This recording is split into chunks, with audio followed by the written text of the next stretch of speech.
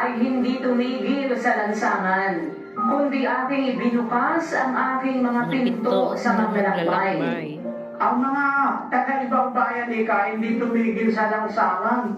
Halimbawa, yung bahay ni ko, walang taong nandun sa labas noon na hindi niya pinatuloy. Binuksan ko ang aking pinto sa manlalakbay. Bakit? Maawaing tao si Hobe. At ang kanyang kamay bukas sa kanyang kapwa-tao. Ibinukas niya ang kanyang kamay, ang gaya rin ang pagbubukas ng kanyang pinto. Ang kanyang kamay ay hindi humipo sa masasamang bagay. Ang kanyang kamay ay iginawa niya ng mabuti. Ganyan po ang ugali ng taong ito. Sa 31:16 ng Ho. Kung pinaggaitan ko ang dukha sa kanilang nasa, o pinangalumata ko ang mga mata ng babaeng bao, o kumain akong mag-isa ng aking subo, at ang ulila ay hindi kumain niyaon. Sabi ni Ho, pinagkaitan ko ba ang mga babaeng bao? Kumain ba akong mag-isa? Hindi ko ba pinakain ng ulila na kumain ng aking subo? Sabi ni Ho, ibig sabihin, yung kanya mo isinusubo rin ng taga-ibang lupa, ng kapwa niya taong nagigipit gaya ng mga ulila at babaeng bao.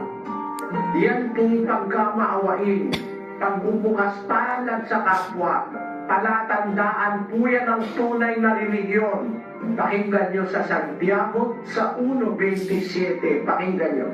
Ang dalisay na relihiyon at walang dumi sa harapan ng ating Diyos at Ama ay ito: dalawin ang mga ulila at mga babaeng bao sa kanilang kapighatian, at pag-ingatang walang duwis ang kanyang sarili sa sanlibutan.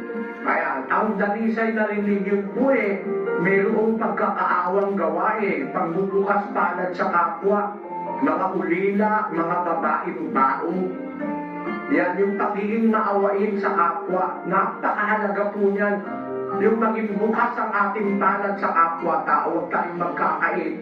Kaya po yung mga aral yan para sa kamay Buksan mo kamay mo, igawa mo ng mabuti, huwag kang magnanakaw.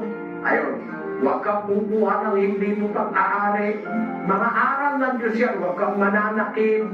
Ilalagay natin sa ating puso para bumuti ang taggawa ng ating mga kamay.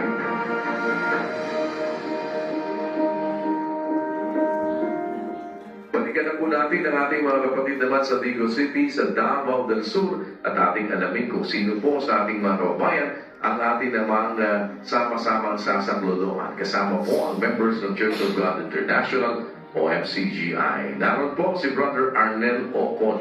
Brother Arnel, magandang gabi po muli sa inyo dyan sa Digo City, sa Davao del Sur. Yes po, Kuya. Muli, magandang gabi sa inyo. Kasama po natin ang ilan sa mga representative ng Binaton Elementary School dito sa Digo City, Davao del Sur. At para po mabigyan tayo ng kaunting impormasyon sa kanilang hiling, narito po at ating panoorin. Binaton Elementary School.